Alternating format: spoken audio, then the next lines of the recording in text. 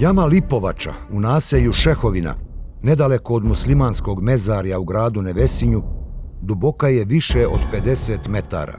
Jama Lipovača u centru Nevesinja, u kojoj su najvjerovatnije završilo više od 60 žrtava žena i djece, isključivo sa područja nekoliko nevesinskih sela i grada Nevesinja.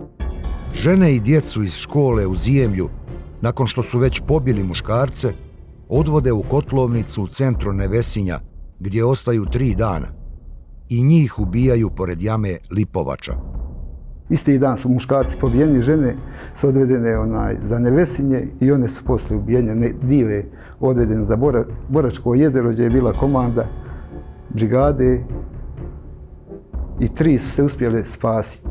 Ovu jamu posebno karakteriše i činjenica da je u ovoj jami ubačeno preko 20 djece mlađeg uzrasta. O kojim razmjerama zapravo bestijalnosti zločina se ovdje radi najbolje govori činjenica da je jedno od ubijene djece dijete iz porodice Šipkovića koje je imalo negdje oko 7 dana jer je rođeno u zbjegu i nažalost nije dobilo ni ime, tako da se i danas vodi kao ubijeno dijete Šipković bez imena.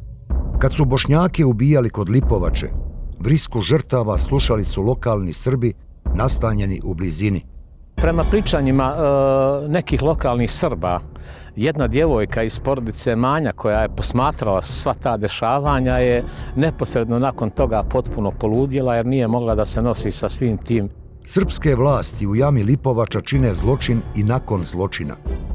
Ekshumacija jame Lipovača obavljena je 9. avgusta i 27. oktobra 1999.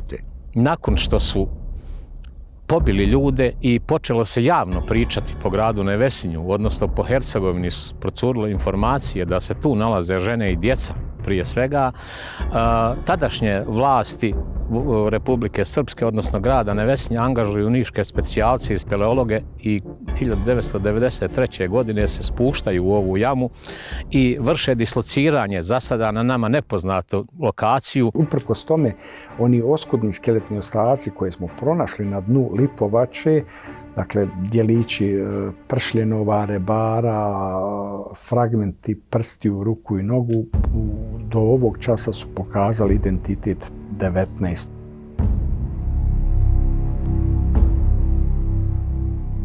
Rad djece ubica, svaki 20 je dijete, maloljetno dijete.